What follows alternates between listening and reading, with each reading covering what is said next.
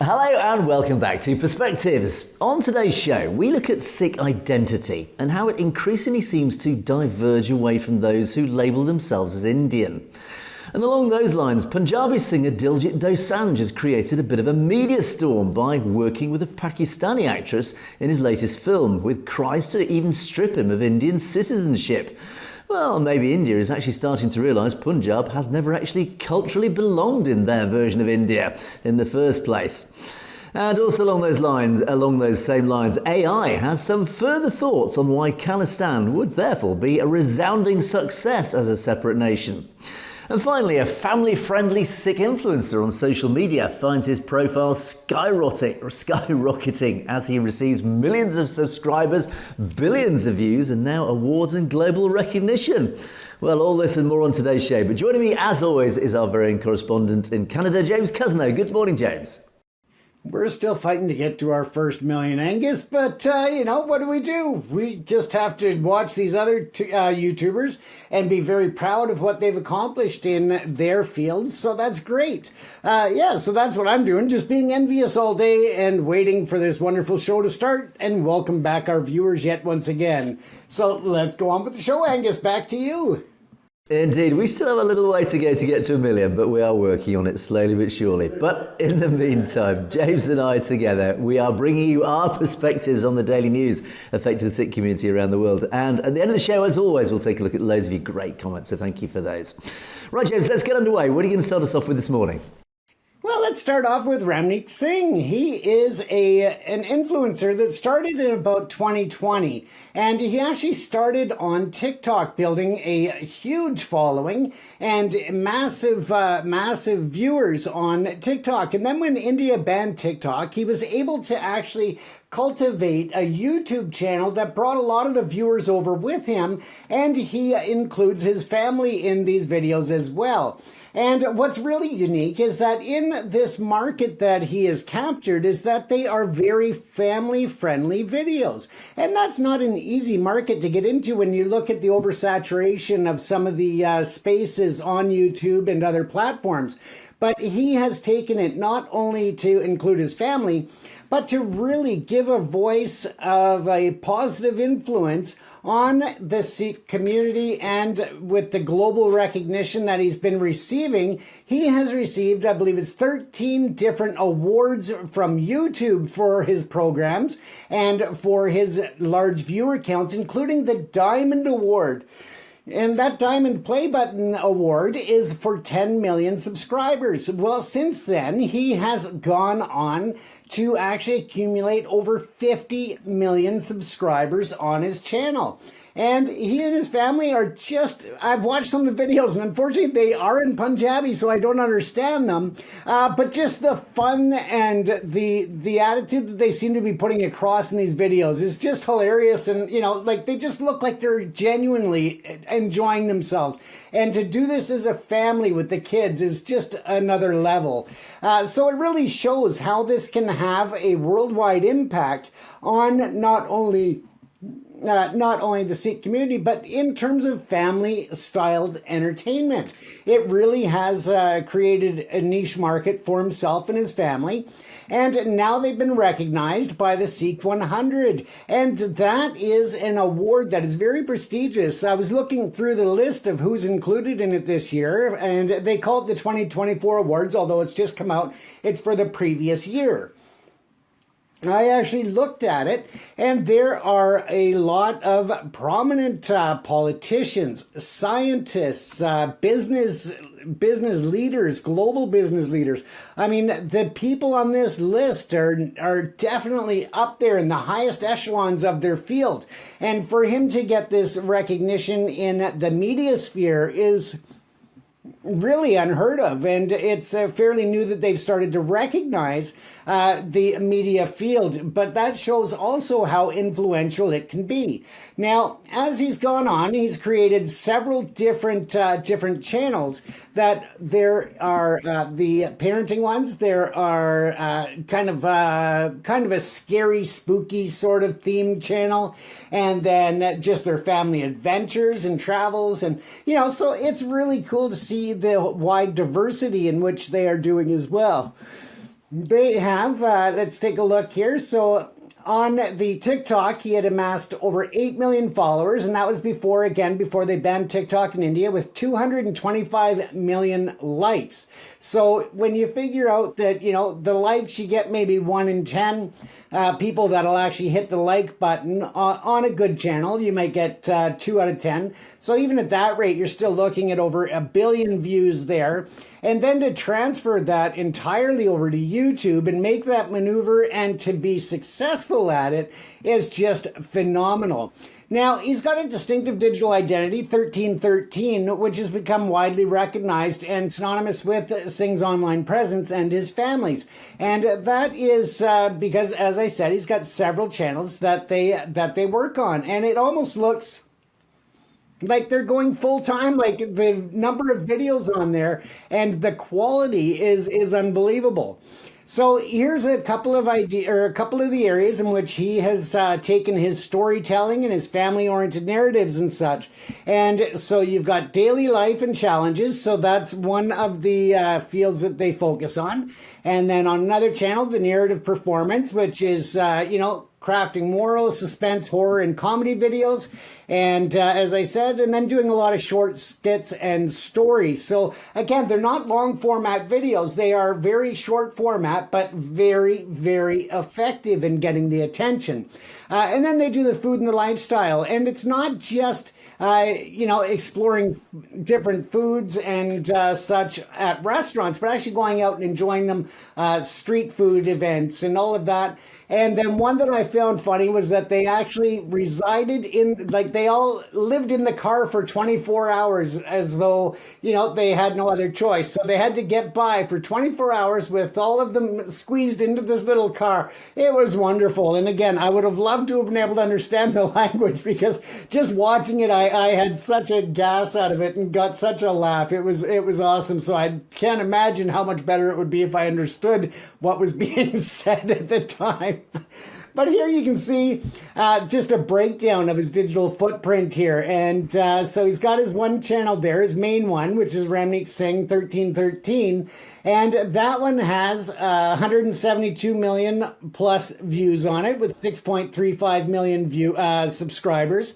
And then the list goes down. And the big one, the shorts, for his shorts channel, he has 16.7 million different viewers or subscribers, with over 9.5 billion views there. If you jump up the RS1313 Live, so when they do some live shows, they've had over 5.9 billion views there, with 7.8 million subscribers. So, I mean, it adds up, where they've got all these subscribers. And of course, they are very successful. They also have a lot of brand deals as well. And if you look at just the RS1313 Live channel alone, it's estimated to be worth an impressive $27.64 million as of August 2024. So again, going through for another year where they're still having great success, they're probably looking at about a $40 million valuation on that channel alone. So it shows the success that you can have with the influence of social media. And this is something that you and I've talked about in the past and done stories on, Angus, is the ability for even the quietest voices, as we can say, to actually get that speaker and that megaphone to reach a mass audience by finding that niche or finding that ability to connect with others through social media. And that is everything from the Khalistan referendum movement, where it has really been able to reach new people and to allow the rest of the world to understand the movement in the referendum through social media, where, 10 years ago, 20 years ago, that would never have been possible to reach the numbers and the viewers that the digital channels allow you to reach. So again, congratulations to the Singh family. I hope they still are loving what they're doing. They sure appear to be, and that they continue to entertain and educate people for a long time to come, Angus. Yes, we live in such a different world now, and it's always astonished me that the rate of change that the digital world has brought upon our lives and society in general. When we were youngsters, James, we used to watch television, and certainly here in the UK, I think we had when I was a child, I think we had 3 channels. That was the only digital, well, it wasn't digital, it was analog in those days, but that was the only media outlet that existed other than the radio. So the only visual media outlet was 3 channels on television with a push button television, or actually, and that was if you were posh. Otherwise you had a twisty dial, and that was our choice. And the news came from the news on the BBC. That was it. And then ITV, our independent, came out with a second news channel, but that was it. Right. So in other words, the British audience, and this, you can scale this up across pretty much the world, is the global audience were restricted just a few channels that were obviously very tightly controlled by usually the state or very powerful individuals, and that was it. But you fast forward to today, and the world, the young generation now have access to 1 billion news outlets, literally. I mean, YouTube plus all the other platforms are just this window into everybody else's lives. They are the platform that allow anybody to get online and broadcast. The barrier to entry is basically a webcam. That's it, and nothing pretty much more than that, and a laptop, or even just at your mobile phone, and you're online. You are broadcasting to potentially a global audience. Again, that is a massive social change. I think people don't even realise sometimes just how significant that is. Certainly at our age, James, we do see it. The young just take it for granted. But it's interesting that it does mean that everybody has the ability to broadcast. And what I've found interestingly is that there is an audience out there in the world for literally everything. There is somebody else out there who likes what you like. Now, obviously, the more arcane and more abstract that is, the smaller the audience. But ultimately, there is always an audience for whatever it is that you broadcast. Of course, it's a very, very competitive landscape, and that is really what it's all about. It's a complete black art, how to actually rise above that mass of competition and actually become a successful channel like 1313, for example. But it's always fascinated me, and I think this is significant. Because also, we talk often about social media and just the media landscape in general. It's a double-edged sword. It is great in the sense that information now, it has just this huge potential for free flow. Is that news, the truth, can get out there. It has an outlet. It's not restricted by a state bottleneck like in the old days, where they wouldn't broadcast something that might potentially damage the state. But the internet, there it is. It's there for the world to see and for the world to broadcast upon. India does its best to try and throttle it. Of course, we are banned in India, like many other channels are banned in India, because the state still has some control over its internet. But ultimately, it always still gets out there somehow. And we still have viewers in India. Hello, good day to our viewers in India. But yes, it has that wonderful ability to spread information. But as we often say, it's a double-edged sword. It has the ability to spread disinformation. And of course, there is this massive online war between information and disinformation. There is still that perennial, perpetual war of controlling the narrative. But like I often say, the internet is like trying to squeeze a balloon between your fingers. It doesn't matter how hard you squeeze and how tightly you squeeze, something will always pop out somewhere.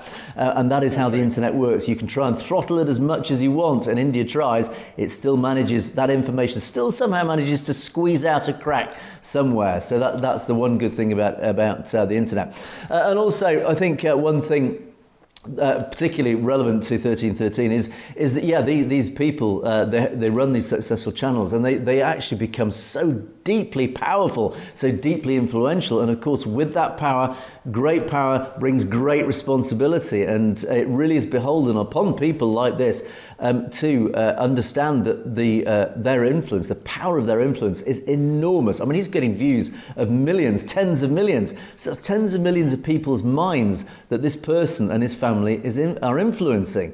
And that, of course, is a huge responsibility. And, of course, therefore, there does need to be at least some level of control, which, of course, YouTube and these other channels try to do, is try and at least maintain some sort of moral control over it. And, of course, as soon as politics starts entering it, for example, satellite TV, we're banned in India, but also we are demonetized. So we have been policed for telling the truth. And this is where, again, it steps over that line where politics enters the equation. It goes beyond morality. We're not an immoral channel. There's nothing wrong with what we're broadcasting, except it's only wrong in the eyes of one political party that is essentially a group India, as that India doesn't like what we're doing, so India has ensured that we are demonetized. It's a very insidious control that they're keeping on channels like us. So, and just on that point, you can of course please contribute to our coffers. If you want us to keep going, we would appreciate if you click on the links below if you'd like to donate to the channel. That's just a little plug, so thank you to our audience for that. But yes, James, there you go. I think it's fascinating to see this, and it's always baffled me how on earth people like this just end up so popular. And I see what the children watch these days, and children, I mean, these channels that have unboxing of toys have tens of millions of followers. All these channels of young lads who are playing online games have tens of millions of children watching them playing games. Strange old world, James. It is, and I even have a nephew who likes to watch others play the video games and things, and I just shake my head going, wow. Wow, who knew that was a career option when we were kids in school? Some of these 12-year-olds playing video games online are making more than we make in a lifetime in 1 year, Angus. Strange old world. But on that note, let's continue on here. And tonight I thought that, being Canada Day yesterday in Canada, it was kind of a bright and pleasant day. It was a fun day. So I thought tonight's, for me, it's still nighttime. For you, it's early Monday morning, Angus, Wednesday morning. See, my days are all off now. So I just thought we'll keep the stories a bit lighter tonight on my side and make them a little fun. And in that, I went on to Gemini AI, which is Google's platform, and said, hey, what is going to be the big success when Khalistan is formed? What's going to drive the success of the nation and contribute the most? And, we've played with AI before on the show, and we've done samples and different things. So this was fun, though. And their idea is that it's going to be, of course, just a... It's not official or anything to that nature, but it's just hypothetical and speculative for fun. So, of course, they said agriculture and food security. As we know already, the breadbasket of India is the Punjab, and that will transfer over as well when it becomes Khalistan. And they say that that's because of the highly fertile land and advanced agriculture practices. And then they also say the strong agricultural base, of course, major producer of wheat, rice, sugarcane, and various fruits and vegetables. And then moving on, food processing. So successful Khalistan could leverage this strong agricultural base to further develop its food processing industry, creating value-added products for domestic consumption and export. So like sauces and, pre-made meals, all of that sort of thing at that point. And it says this also includes dairy products, processed fruits and vegetables, and other agro-based industries. Modern agribusiness, so the potential growth in modern agribusiness, including precision farming, drone-based crop monitoring, and data analytics for yield optimization, which is something that we covered actually last week, Angus. We talked about how they would have a leg up on other areas to really be a world leader in different AI and different agri-tech. So that's something that we looked at even in more depth there last week. But they also say that because of the significant Sikh diaspora worldwide, and because their ability or their history of success, that they actually have quite the affluent population, and therefore they could see a lot of the Sikh diaspora from around the globe contributing financially into investing into Khalistan, whether it's industry, whether it's technology, whether it's medical research, all of those things. But because they are so spread out worldwide and they've done extremely well in business and entrepreneurship and, corporate world, that there's a lot of opportunity to bring money in to build the economy that way as well. So again, with the hypothetical independent Khalistan, the diaspora could potentially be a significant source of investment, which we've already talked about. But they also take it a step further, that they could bring in that expertise, the political support, which is something that we talk quite often about, Angus, is that they need the recognition and the support of the international political community in order to get the official recognition as a sovereign nation. So again, with the spread of the diaspora worldwide, we have have a lot of Sikh politicians in Canada, and that definitely helps to build that relationship, especially when you start to look at trade agreements, international relations, security agreements, all of that. So that really plays into it, but it shows that it could also be a major driver of the economic stability of Khalistan and the international relations. So again, and then of course remittances from the diaspora could also play a significant role in the economy. So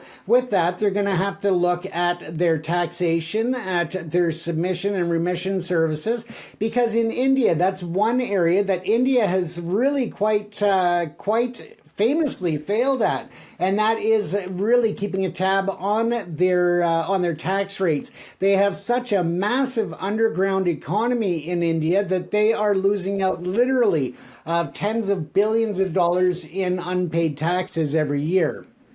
If Khalistan does it right, sets it up in a fair and equitable manner, and really shows the value of the taxation, where that money is being spent, then they will get more buy-in from the residents of Khalistan to say, if we pay the taxes, we're going to get valued services back in return. So again, it's all about that balance. And I think that's one of the issues with India, is that there's such a separation there. And then you have the caste system, you have people in extreme poverty, that are just trying to get by. So again, when you don't feel like you're getting the benefit of the service from your government, you're less inclined to pay the taxes, even begrudgingly. So again, I think that's a benefit that Khalistan will also have. Now, they also talk about the strategic location with the crossroads of trade. So, of course, depending on where the exact borders end up being, that it could really work as a crossroads to be a real logistics hub for trade going between Pakistan, India, and other parts of the South Asian region and Central Asia. So again, that could bring in a lot of revenue when it comes to the all the free flow of goods through their nation. So that's a great one as well. Now, of course, we know that the rich heritage and cultural and religious heritage and Amritsar and other places such as that would be a massive ability to bring in the tourism dollars. People would be flocking to take holidays there. The architecture, the sense of culture, the history, just so much to attract and bring that tourism to the community that could be just a major windfall to the Khalistan country when it happens. And then, of course, the artisan products and handicrafts, embroideries, all of that sort of thing. And then it looks at a few of the other areas in which have already been successful with certain infrastructure, such as the textile industry, machining and auto components. So whether it's building car parts or building tractors, they have that infrastructure already in place. So they could continue that and actually expand on it to be building parts for either their own vehicles or to build for, say, GM or Chevy or Fiat or Saab or somebody else. So they have the ability to do that and then supply the parts on an international market. So again, I mean, there's just so many different benefits that could come out of it that, it says, hey, yes, it can be extremely successful. It can be an extremely wealthy nation, and it can be a very secure nation that not only brings security to its own people, but also to the entire region. Because as we've talked about being a buffer zone, Angus, that, yeah, it could definitely work to be that buffer between India and Pakistan to give a bit of relief there and not to have the borders of, being so closely contested and the fights that are going on and the terrorism that's going on along some of the border towns as well. So yeah, that's what AI said, Angus. I thought it was just kind of a fun way to, to kick off that whole theory of some of those people that say, well, they're landlocked and, how are they going to get things to market? Trust me, there's a way. And this shows that there is a lot that can happen in Khalistan to make them a very wealthy nation. Indeed. I mean, we often talk about this, and we are totally convinced, as indeed most of the Sikh diaspora and probably most of the Sikhs within Punjab itself are absolutely convinced. Of course it will be a success. All the fundamentals are there. The fundamentals are only a step away from being put into place to make Khalistan a independent and successful and thriving nation. Of course, it'll face all sorts of challenges to start with. And a lot of those challenges also very much depend on what actually is the geographical outline, literally what is the boundary of Khalistan, what land will it incorporate. We're certainly pushing this concept of a buffer zone between India and Pakistan because to me, logically, it makes the most sense of all. It is the great compromise between India and Pakistan in terms of giving up land. It's not a huge amount of land, it's only a tiny sliver, relatively speaking, but ultimately it is giving up land.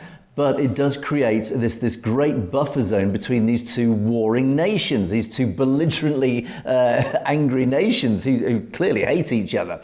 And therefore, why not have this buffer zone? And this buffer zone would stretch, therefore, effectively from China all the way down to the Indian Ocean.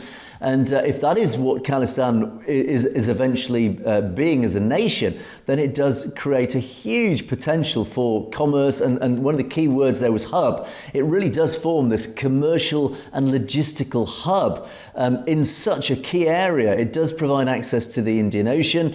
It does effectively offer a route for China to use Khalistan as a route to the Indian Ocean. Of course, China has the Belt and Road Initiative, which is this huge network it's been building and growing over the last decade or two to spread its commercial trade routes around the world, like the old Silk Route, but it's the modern equivalent to the old Silk Route. And that does tend to, I think of memory, it runs north of Pakistan and north of the sort of the Himalayas up in Kashgar area and across into Iran. But ultimately, Khalistan could offer a route for the Belt and Road down into the Indian Ocean, a crucial access to that really, really significantly important potential waterway.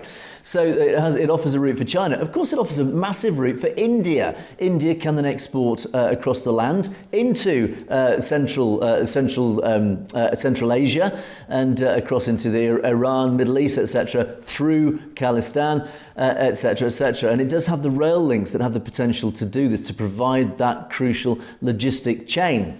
And but one of the key areas, of course, that one always asks is, well, can it feed itself as a nation? Ultimately, it depends. Let's go back to basics. Can the nation feed itself? Well, clearly, that is one box that is immediately ticked. It is the breadbasket of India. Of course it can feed itself, not just feed itself, but it can export, and it will need to export because, of course, that then leads on to the other crucial key area, which is commercial. Can it stand on its own 2 feet commercially? Can it basically sustain itself? Is it a commercial success? It's effectively running a business. It just happens to be a nation, but it is a business that has to be not just paying its own way, but it has to be ideally profitable so it can reinvest back into its own development and its own evolution. Yes, of course, Khalistan will be a commercial success. Not only does it have a lot of raw materials, it has its own resources, its agricultural industry that we often talk about. The people themselves are, by their very nature, entrepreneurial. They have this drive, this spirit, this motivation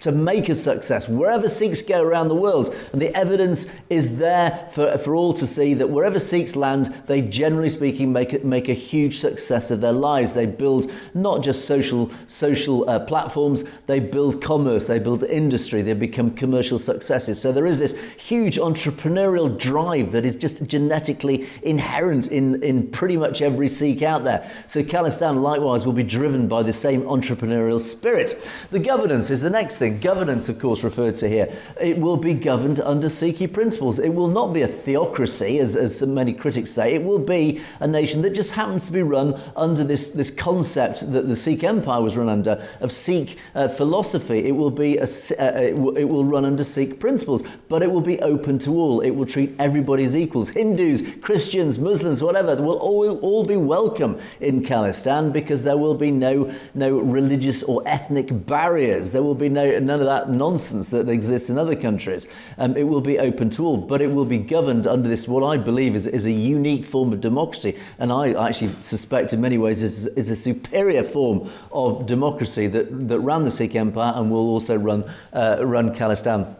And then, of course, culturally, it has so much to offer culturally. Well, you've run through it there, James. I don't need to dip into there, and our audience are fully aware of what cultural benefits Khalistan will bring the world. But ultimately, also geopolitically, and that is the big thing, it needs international backing. I believe international backing would be there, and it would be supported, particularly by Western democracies, because it occupies such a crucial, critical geographical location. It sits not just in between India, one of the largest nations on earth, and potentially a future superpower. It also sits adjacent to China, likewise a future superpower, one of the largest nations on earth. And then, of course, Pakistan on the other side, and access to Iran and other very powerful nations there.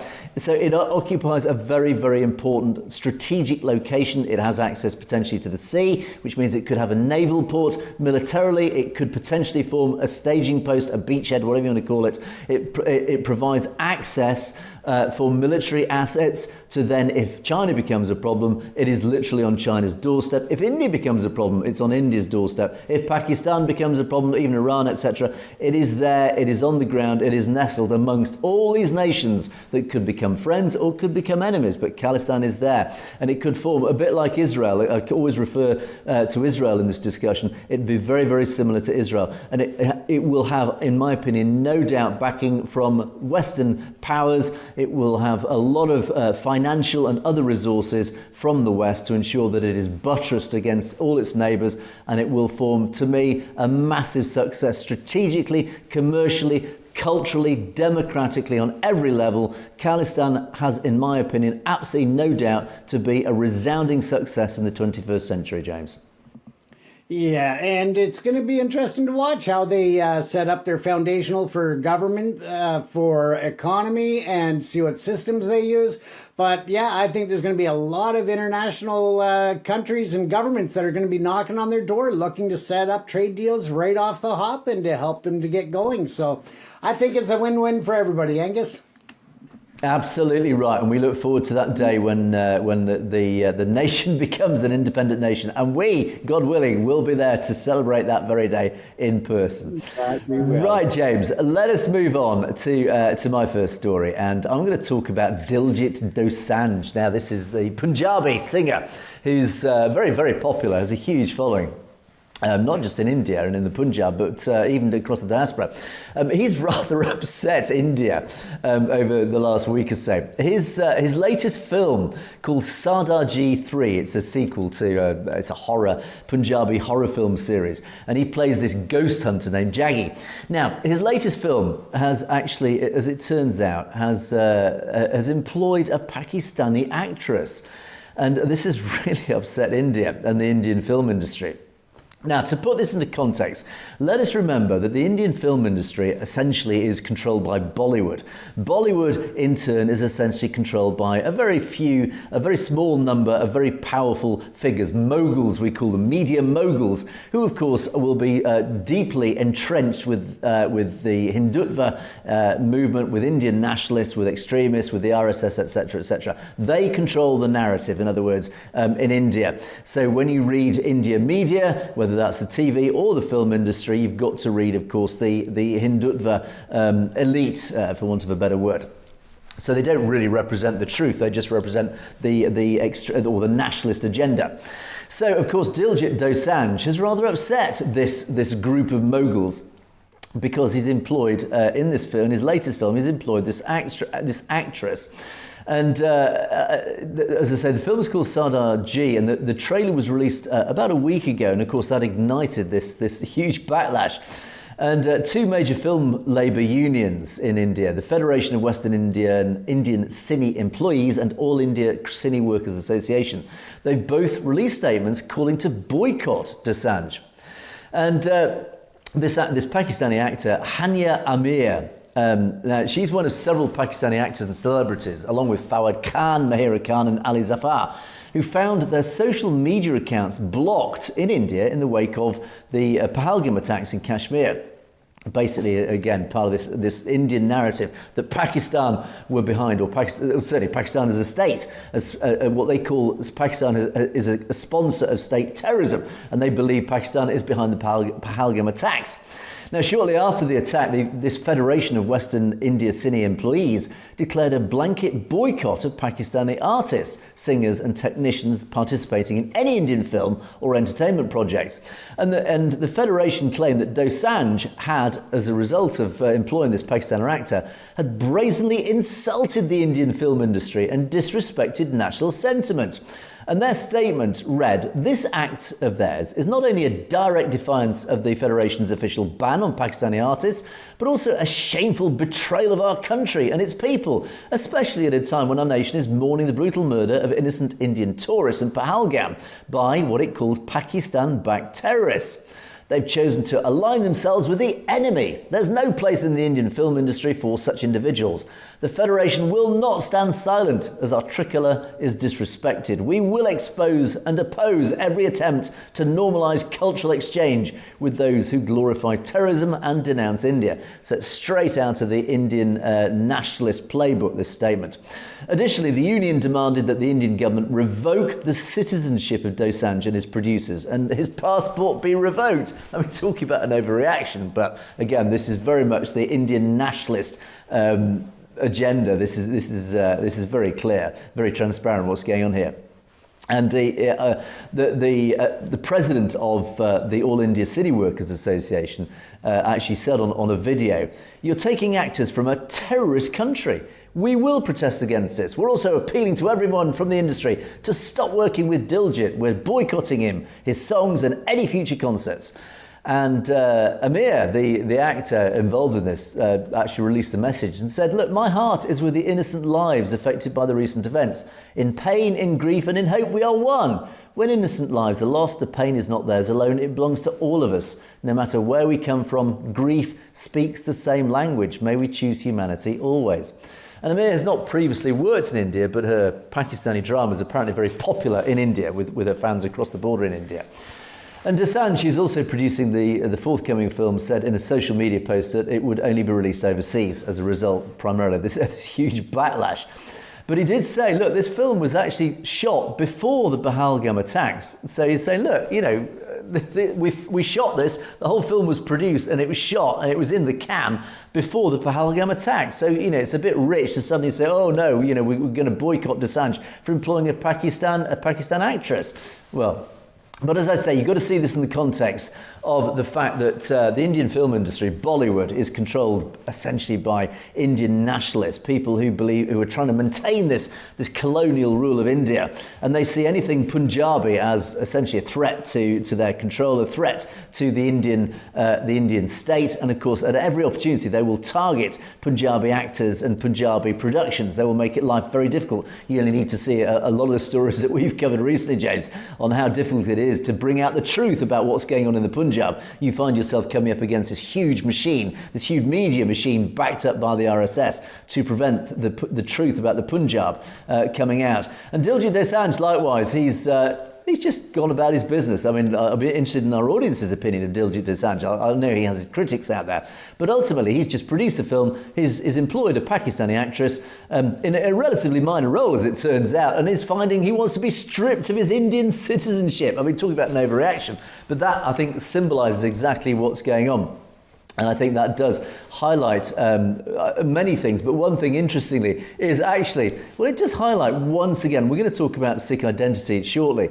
And my podcast coming up this week actually does examine Sikh identity with Dr. Graywell. So keep an eye out for that at the end of the week. But when we talk about Sikh identity, it is clearly distinct from Indian identity, whatever Indian identity is. And again, I'm going to try and explain how there is no definition of what to be an Indian is. There is no such thing as being an Indian in reality. But certainly Punjabi Sikhs are not culturally part of India. And Diljit Dosanjh has found himself actually once again in a situation which highlights this very uncomfortable fact for India that Punjab really is not and should not be part of India. It is culturally too different.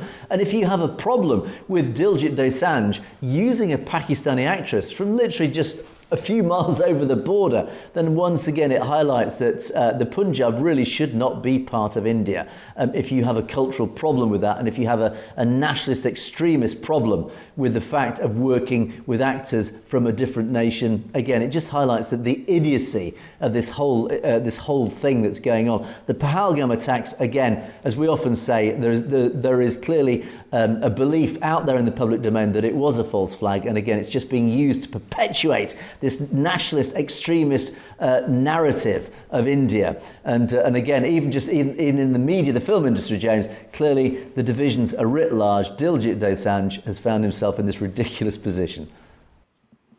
Absolutely. And there are days where I shake my head and I look at some of the actors and actresses out of Hollywood or Bollywood and, all over the world, where they start to wade into giving their opinions on politics and trying to influence this and that.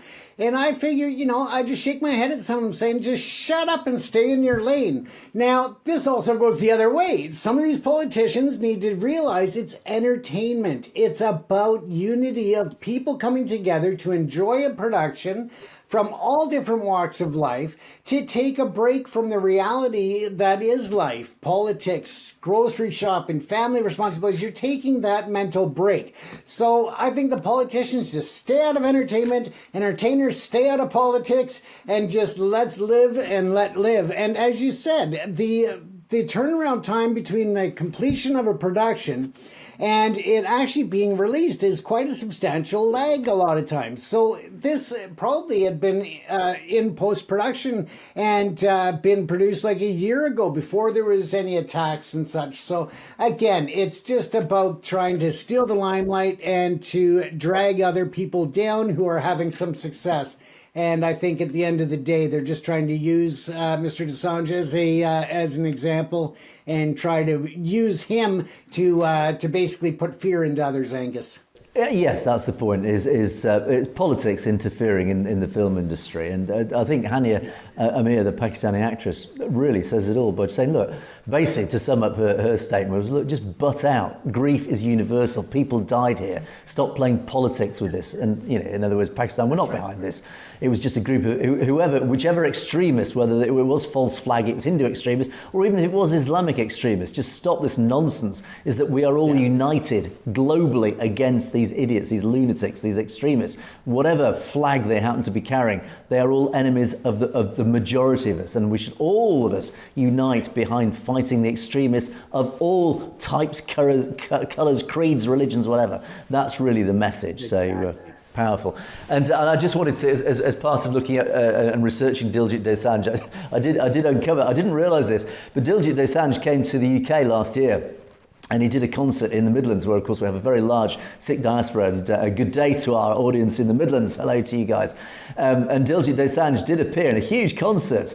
Let me just play you this. This is Diljit in Birmingham last year.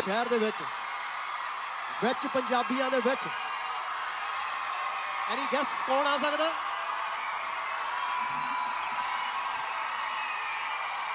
Ed Sheeran aa gaya.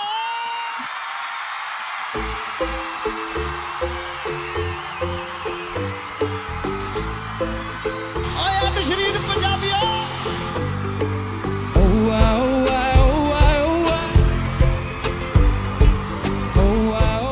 Enough of that, but basically that is Ed Sheeran. I'm no fan of him. I don't even know, I couldn't name one Ed Sheeran song, but what the significance of this is Ed Sheeran, one of our highest profile pop stars here in the UK, singing in Punjabi. There's a massive benefit there, PR benefit for the Punjabi community in the UK. We've got Ed Sheeran, one of our most famous singers, actually joining Diljit on stage and singing in Punjabi. How fantastic is that? So let's move on to our second story. And we talked about Sikh identity. And this was an article, was actually Baz News just reposted up an article that Shamshir Singh wrote a few years ago, and it is never more relevant than today. And I wanted to bring this back and just run through some of the key points in this article. It's a fascinating article. It's a very well written article. I met Shamshir actually in Birmingham. I think it was back in the last year. He's a really solid guy. He works for Sikh Youth UK. He's been a very powerful, a very effective activist on behalf of the community, and he's written some really powerful pieces in recent years. And this I think is a very, very well written piece, and it does does come back to this whole point of what actually is, what is it to be Indian? What is it to be a Sikh? What is Sikh identity? And he wrote in his article, and it really highlights some very obvious facts that people tend to forget, is that nobody speaks Indian. And this reminds me, I worked in the Middle East for a few years, and I had a lot of Indian friends. And one of the things that really shocked me when I first got sitting around the dinner table once, we had probably about 10 Indians around the table, all from different parts, whether it's Kerala or Gujarat or wherever. And we're all speaking English. I said, you guys always speak English amongst each other. And they said, well, yeah, that's because that's our only common language. I never knew that there were all these, I forget how many languages there are in India. There are hundreds, I believe, of different languages, of course. And that points to the fact, there is no Indian language. As Shamshir says in his article, nobody speaks Indian. In fact, the proposition, as he says, thinly masks its own absurdity. Like India itself, the word is a political construct that exists to serve a disciplining function, born, of course, from the British Empire, the Ferengi, the European colonisers. And as he says, to me, Indian will always be a racist term that homogenises over 1 billion brown people from different regions, ethnicities, cultures and spiritual traditions. It's not something that Sikhs will ever get to define. Of course, why would they ever get that opportunity? It's used as a political project which seeks to define us, or therefore civilise us. So, for example, when the Indian army invaded the Golden Temple, it came to save a certain type of Indian Sikhs from another, a distinction that's maintained until today by the word terrorism. And it does date back to colonial times. And of course, he then talks about how the British Empire formed. It dominated the circa Khalsa, the Khalsa. It rolled out its project to occupy, exploit, dominate and dispossess the people and the land. And the British Empire imposed its economic and political structures to erase indigenous sovereignty and replace it with an authoritarian state that could efficiently exploit the land and people for the profit of the empire. That was what the British Empire did. That is why it became so powerful. But what is interesting is he says this is the same repressive structure that celebrated independence in 1947. You see how it drips with irony, is that India became supposedly independent in 1947. It celebrated that fact, where in fact all it was actually doing was replacing one empirical control with another.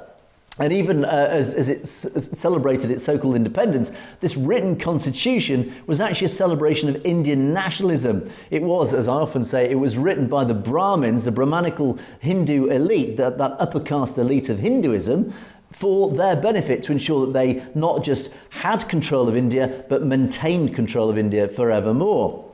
And this Indian Republic, which they were celebrating, just by its very nature, as Shamshir says, would require Sikhs to surrender their sovereignty. And under Article 25 in the Constitution, it lumped Sikhs in, along with Buddhists and Jains, as Hindus. Of course, they're absolute nonsense. And this is why that Sikhs refused to actually sign the Constitution in the first place. And in 1953, Tara Singh summed up the Sikh response in his address to the All India Sikh Conference. He said, "The Englishman is gone, but our liberty has not come. For us, the so-called liberty is simply a change of masters, black for white. Under the garb of democracy and secularism, our panth, our liberty and our religions are being crushed. Today, Hindutva dominates Indian civic life, political institutions, academia, the media, and the geography of India. Any conversation about sovereignty or independence is seen as a betrayal of what he calls Mother India, this mythic Hindu deity. And colonial era sedition laws are used to silence dissent that threatens this oneness and unity of being what we call Indian." And in the words of Master Tara Singh, "Without a determined and grim struggle, we shall get demoralised and will disintegrate, losing our identity, perish in the dust. It would be cowardly to accept this fate. If we struggle and fall, we die a brave and noble death. And if we struggle and win, we live an honourable life." So the choice is clear. And I think really this article just in summary basically says, look, what is India? India is and has always been an artificial construct.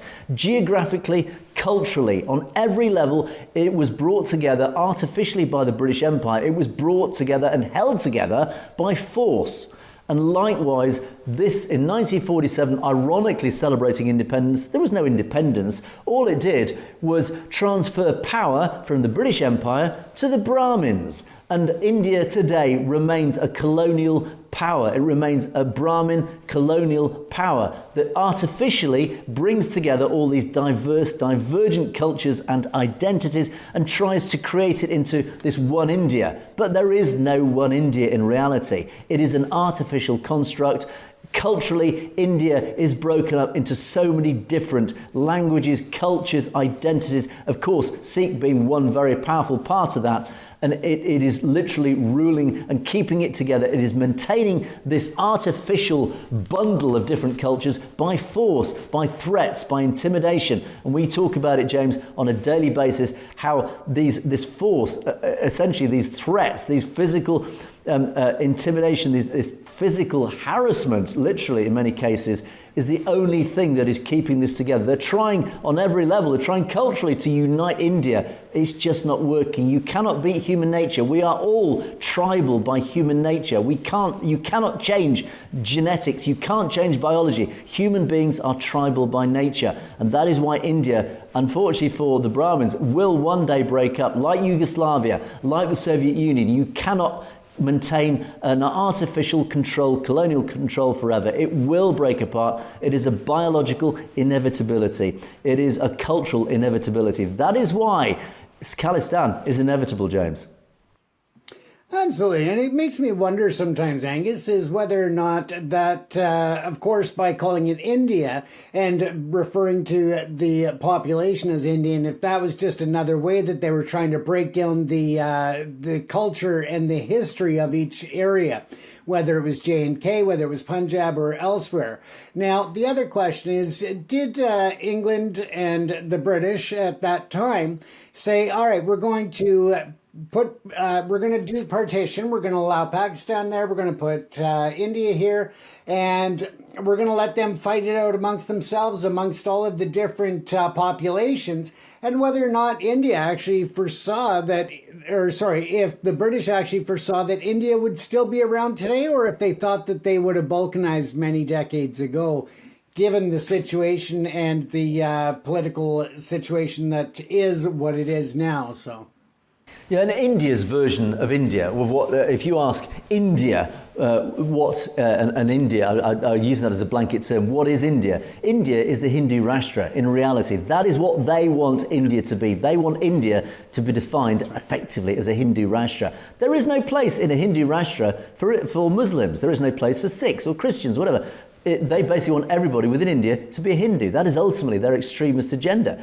Well, in which case, as we often say, well, fine, have your Hindu Rashtra, but let all the other parts break away and have their own nations. And then you can all live side by side happily in a happy federation in the same form as the European Union, for example, as we've often suggested. So ultimately, it's the Hindu Rashtra that is what they define really as India. And of course, there is no place in the Hindu Rashtra for Sikhs and for other cultures. Anyway, James, we're against the clock again. So. Yeah, indeed. So we've got to move on to our comments column. Thank you to all our commenters. Loads of comments coming in, and I'm going to rush through these again as the clock counts down. Kuldip starts us off. Kuldip.com. We talk about Bishnoi, and your instincts, as you say, is there's a lot more to the Bishnoi story than meets the eye. And just quickly running through your points is, well, first of all, by default, we know the government never tells the truth. We've got to, whatever they say, you've got to believe the opposite. India likes to paint a narrative, to brainwash us, like they do with Khalistanis, absolutely. And for India to say Bishnoi is behind the assassinations, they're benefiting from it. So why are they benefiting from it? Well, it's the same reason they blame Khalistani for the Air India bombing. And if Bishnoi is really behind assassinating Khalistanis, then you believe he wouldn't be in prison. Instead, India would have rewarded him with a top position in government by now. Well, that's a debatable argument. Yeah, maybe. And it's a convenient story. He's able to smuggle phones to run his crime gang from prison. And certainly if he was a Khalistani, he certainly wouldn't be able to do that. Yeah, look at Amrit Pal Singh, for example, and what he's having to live under. And Bishnoi very well may be innocent, a political prisoner, being silent and used as a scapegoat for India's evil. Yeah, James, I think there probably is an awful lot more to the Bishnoi story than we will probably ever find out. Oh, absolutely. I have no doubt that there is a lot more at play, and again, it's things that we'll never even be able to touch the surface of, Angus. Indeed. And Punjab, this is about there's two Canadian Conservative politicians who were basically libeling the Sikh nation, and certainly libeling Khalistan, is calling them just by default, oh, they're all terrorists, they're terrorizing your communities, and they were ranked alongside Hezbollah and Hamas. I mean, again, it was just plain and simple libel, or slander actually, because it was verbal. And Punjab says, look, why are we not doing anything about this? These MPs should be investigated. Who's paid them to spread this anti-Sikh propaganda?